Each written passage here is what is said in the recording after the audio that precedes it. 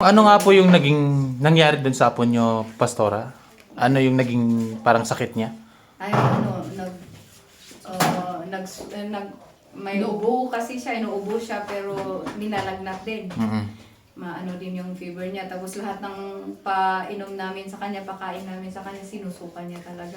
Ayun. Oo, kaya parang pina-check namin na meron naman silang binigay na gamot sa kanya, yung antibiotic.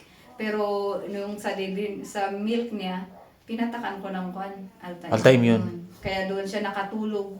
Nakatulong naman kasi hindi siya suka ng suka, at saka hindi siya ubo ng ubo. Yan ang talagang naano ko sa Ilang taon na yung apo nyo, Pastora? 1 year, 7 months. 1 year, 7 months. Oo. Ayun. So talagang nakatulong yung Alta-immune po, no? Ayun. Kasi nakatulog siya eh. Hindi Oo. siya, Oo. hindi Rest. siya, At saka hindi naubo. oo. Oo. Kasi pag gising yun, talagang ubo ng ubo. Tsaka pag pinadidi, yan, sinusukan niya. Mm-mm. Okay. Thank you po, Pastora.